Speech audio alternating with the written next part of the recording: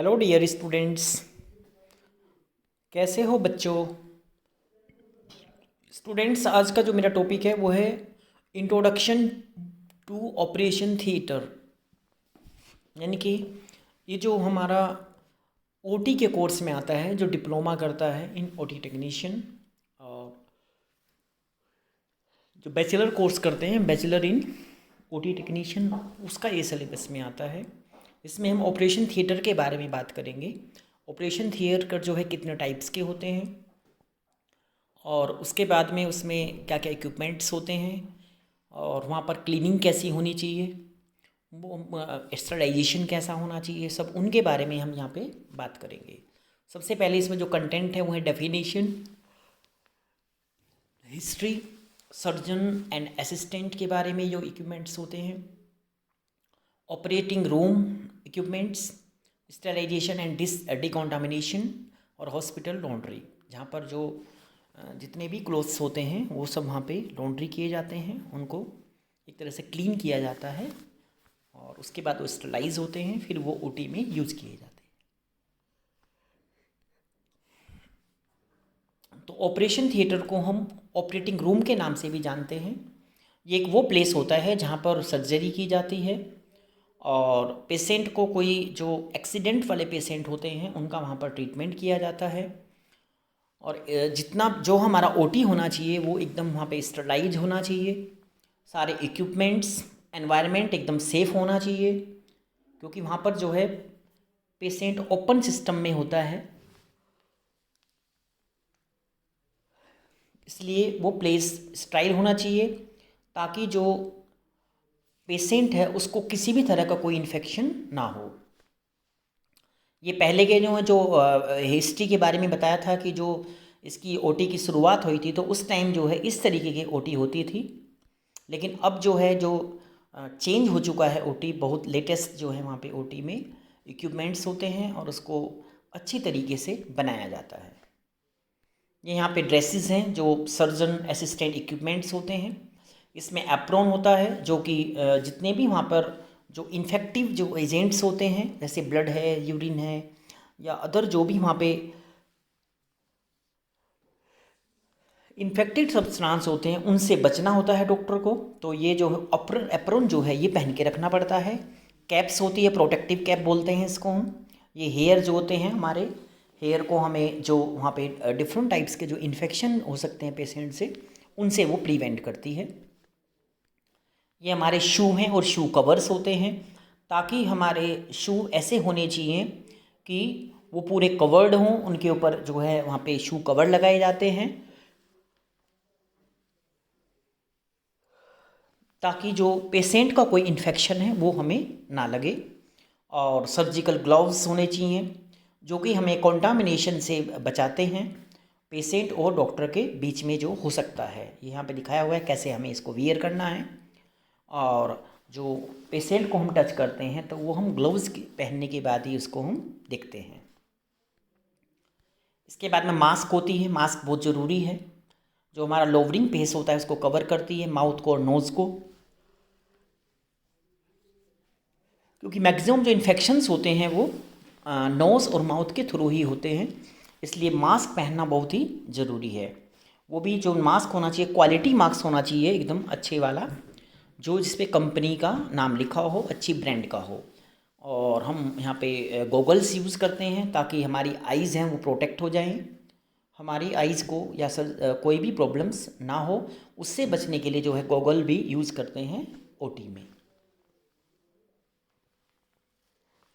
Equipments दिखा रखे हैं कि रूम में क्या क्या इक्विपमेंट्स होने चाहिए। यहाँ पे ओटी टेबल होती है, मॉनिटर होता है वहाँ पे, और उसके अलावा सारी फैसिलिटीज़ होती हैं जो जो इक्विपमेंट्स वहाँ पर होना चाहिए, जैसे ऑक्सीमीटर होता है, और इसके अलावा जो है थर्मामीटर है वहाँ पे, जितने भी ड्रग्स होने चाहिए, ये सब चीज़ें जो हैं यहाँ पे ऑलरेडी तैयार होनी चाहिए ऑपरेटिंग रूम में।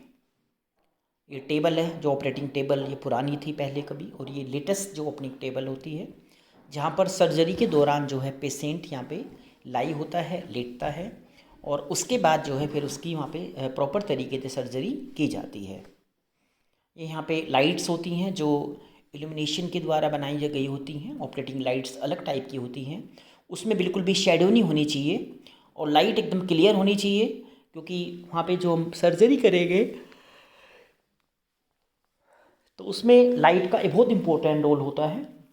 और ये लाइट जो है लेटेस्ट टेक्नोलॉजी से बनाई गई हैं। इसमें फ्लोरेसेंट लाइट वगैरह जो है ये जो इसमें इल्यूमिनेशन के द्वारा ये यूज़ की हुई हैं, और इसमें इस टाइप की लाइट में जो है शेडो नहीं होता है। ये मॉनिटर है जो हमारा यहाँ पे हम मेज़र करते हैं, ग्लूकोमीटर है। ग्लूकोमीटर जो है एक वो मीटर होता है जो ग्लूकोज को मेज़रमेंट करने के लिए यूज़ किया जाता है कि जो ऑपरेशन कर रहे हैं उस पेशेंट का शुगर लेवल कितना है।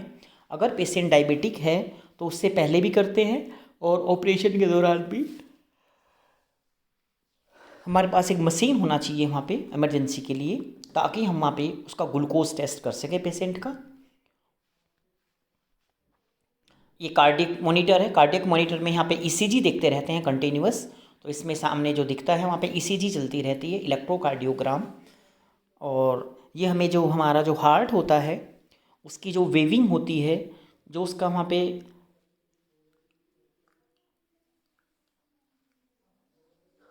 कंट्रैक्शन होता है, जो वो कंटिन्यू वहाँ पर वो चलता रहता है, उसके बारे में ये शो करता है, जिसको बोलते हैं ईसीजी, इलेक्ट्रोकार्डियोग्राम। जो हमारा हार्ट है उसके चैम्बर जो होते हैं तो उनके बारे में ये बताता है कैसे वहाँ पर वो जो है ब्लड जो है फ्लो कर रहे हैं।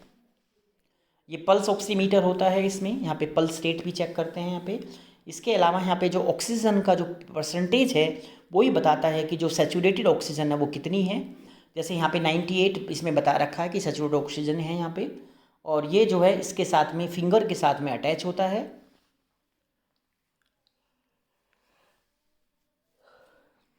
और ये पता चलता रहता है कि पेशेंट का जो है यहाँ पे जो पल्स रेट है वो कितना है। इसको ऑक्सीमीटर के नाम से जानते हैं। ये एनेस्थेटिक मशीन है। एनेस्थेटिक मशीन जो है वहाँ पे ब्रीदिंग के बारे में ये हमें जानकारी देती है। इसमें जो पेशेंट है उसके बारे में बताती है कि वो कैसे ब्रीदिंग कर रहा है, और एनेस्थीसिया देने के बाद में वो जो है पेशेंट किस टाइप की प्रॉब्लम आ रही है उसको या नहीं आ रही है, ये सब इन मशीनों के द्वारा वहाँ पर चेक करते हैं। ये हार्ट लंग मशीन है, यानी कि ये दो टाइप की ये जो इसमें है, एक तरफ से ये हमारे लंग्स के बारे में बताती है कि लंग्स हमारे कैसे फंक्शन कर रहे हैं, और दूसरा जो है हार्ट के बारे में भी ये बताती है मशीन कि हार्ट हमारा कैसे पंपिंग कर रहा है। वो डायग्रामेटिक जो है इसमें यहाँ मॉनिटर जो है इसमें अंदर सब कुछ यहाँ पे रिटर्न में आता है। ये हमारा स्टरलाइजेशन जो है डिकॉन्टामिनेशन का जो है ये यहाँ पे एक प्रोसेस है, जहाँ पर जो हमारा बेसिक प्रिंसिपल है इसमें कि जितने भी वहाँ पे कॉन्टामिनेंट्स ऑर्गेनिजम्स होते हैं, चाहे वो स्पोर फॉर्मिंग हो, चाहे वेजिटेटिव फॉर्म हो, डस्ट हो, ऑर्गेनिक मैटर्स हो, सबको वहाँ से हमें क्लीन करना है। और जितना भी जो बेड है या वहाँ का फ्लोर है या जो भी वहाँ पे जितने भी वहाँ पे इंस्ट्रूमेंट्स हैं, इक्विपमेंट्स हैं, सबको माइक्रोब से फ्री करना है। देयर शुड नो एनी वहाँ पे वेजिटेटिव फॉर्म्स और the spore forming bacteria should not be there, कोई भी वहाँ पर नहीं होना चाहिए। What is wrong with your practice, आपकी जो प्रैक्टिस करते हैं उसमें क्या क्या चीज़ें गलत होने के वहाँ पे चांसेस होते हैं। डिसइंफेक्टेंट यूज उसको हमेशा हमेशा करना है, उसको कंटिन्यू करना है। हर सर्जरी के बाद पूरी की पूरी जो ओटी स्टरलाइज होनी चाहिए, और उसमें अननेसेसरी कोई अंदर नहीं आना चाहिए उसमें जो भी है। और वहाँ पर जो एयर है वो बिल्कुल प्योर होनी चाहिए, और एडिक्वेट वहाँ पे कंसंट्रेशन में जो है वहाँ पे एयर होनी चाहिए, और इकोनॉमिक जो कंसिडरेशन है वो भी वहाँ पर होना चाहिए। तो इन सब के बारे में हमें यहाँ पे पता चलता है कि क्या क्या रॉन्ग वहाँ हो सकता है। कोई भी जो है वहाँ ओटी में नहीं आ सकता है, वो रेस्ट्रिक्ट एरिया होता है, तो उसको भी हमें ध्यान रखना है। स्टरलाइजेशन में बताया कि जो हमारी ओटी एब्सोल्युटली स्टरलाइजेशन होनी चाहिए। There should no any vegetative form bacteria और स्पोर फॉर्म बैक्टीरिया वहाँ पर नहीं होने चाहिए। जितने भी वहाँ पर हमारे इक्विपमेंट्स होते हैं उनको हमें जो स्टरलाइज करना है, और कई टाइम्स जो है उसको हमें वहाँ पे स्टरलाइज करना है अपनी ओटी को। और जितने भी इन्फेक्शन होने के चांस होते हैं उनको हम वहाँ से बिल्कुल ड्रेस्टिकली उसको हमें वहाँ से क्लीन करना है, उन ऑर्गेनिजम्स को हमें रिमूव करना है। ये बेसिक केयर है ओटी का। यहाँ पे हमेशा फ्लोरिंग जो है उसमें उसको ड्राई पे में वहाँ पे लगाना चाहिए, जो पोछा वगैरह लगाते हैं। मॉप्स करना चाहिए हमें ड्राई में, वेट में नहीं करना चाहिए है। कोई केमिकल नहीं हमें यूज़ करना चाहिए वहाँ पे। और कोई कंटामिनेटेड अगर ब्लड है, बॉडी फ्लूइड्स है, तब जाके हम वहाँ पे कुछ जो है स्पेशल हमारे केमिकल्स होते हैं उनके द्वारा वहाँ से उसको रिमूव किया जाता है ताकि इन्फेक्शन जो है वो ना फैले। हैंडलिंग एयर, जो एयर होनी चाहिए वो एकदम वहाँ पे अच्छी होनी चाहिए, प्योर एयर होनी चाहिए। नेगेटिव प्रेशर बिल्कुल नहीं होना चाहिए। नेगेटिव प्रेशर को प्रॉपर वेंटिलेशन के द्वारा हम बाहर निकालते हैं। और एनवायरमेंटल जो है वो कम से कम 2 बार जो है उसको हमें क्लीन करना चाहिए, नहीं तो हर एक सर्जरी के बाद में एनवायरमेंटल को हमें क्लीन करने की नीड होती है। इम्पोर्टेंट जो हमारा यहाँ पे हैंड वॉशिंग है, यानी कि इसमें सोप, वाटर, कॉमन सेंस जो देखना है वहाँ पे लगाना है अपना। और जो एंटीसेप्टिक जो वहाँ पे बेस्ट वे है उसको हमें यूज़ करना चाहिए। ये यहाँ बताया हुआ है कि हैंड को वॉश कैसे करना चाहिए। हैंड को वॉश करने के लिए 7 स्टेप्स होते हैं, उन सबको यहाँ पे यूज़ करना चाहिए। और कोई भी हमें जो एंटीसेप्टिक सॉल्यूशंस होते हैं उनको यहाँ पर यूज़ करना चाहिए। यहाँ प्लानिंग है, प्लानिंग कैसे मैनेजमेंट करें हम अपनी जो लॉन्ड्री होती है उस हॉस्पिटल लॉन्ड्री को। सबसे पहले जो है यहाँ पे एडिक्वेट क्वांटिटी में जो है हमें वहाँ पे जो है वॉशिंग करना है हर एक चीज़ को। और उसके बाद जो है वहाँ पे रेगुलर बेसिस पे जो वहाँ पे सप्लाई होनी चाहिए किसी भी मटेरियल की। और जो स्टेप्स होने चाहिए, क्रॉस इन्फेक्शन जो है उसको हमें बचाने के लिए अलग अलग स्टेप लेने चाहिए। क्रॉस इन्फेक्शन वो इन्फेक्शन होता है जो एक पेशेंट से दूसरे पेशेंट या दूसरे किसी ह्यूमन बीइंग को जा सकता है। और जो यहाँ पे एक यहाँ पे मैकेनाइज्ड लॉन्ड्री बनाई जाती है जिसके अंदर जो है इस तरीके से वहाँ पे जाके जो नीचे डायग्राम में दिखाया हुआ है इस तरीके से वहाँ जाके सबकी क्लीनिंग होती है। जैसे पहले रिसेप्शन, स्टोरिंग, वॉशिंग, उसके बाद में हाइड्रो एक्सट्रैक्टर और ड्राइंग ऑपरेटर जो यहाँ पे ड्राई होता है। तो उसके बाद में फिर ये जो है यहाँ पे आयरनिंग होती है, उसके बाद पैकिंग होती है, सीविंग होती है, स्टोरेज होता है और फिर डिस्ट्रीब्यूशन होता है। हर एक डिपार्टमेंट में उसको फिर वहाँ से दिया जाता है। Operation theatre safety responsibility of, यानी कि जो उसकी रेस्पॉन्सिबिलिटी होती है ओटी टेक्नीशियन की होती है, उसको प्रॉपर तरीके से ओटी को हमें क्लीन करने में सबको हेल्प करना है।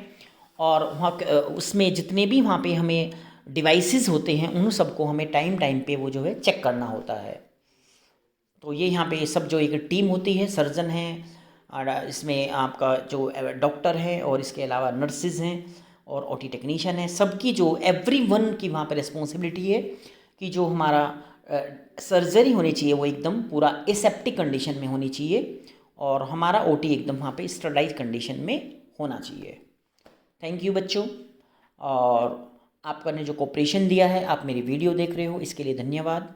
मैंने आज जो ओटी हमारी होनी चाहिए कैसी होनी चाहिए, उसमें क्या क्या फैसिलिटीज़ होनी चाहिए, कौन कौन से इक्विपमेंट्स होने चाहिए, इन सब के बारे में मैंने इस वीडियो में बताया है। धन्यवाद बच्चों।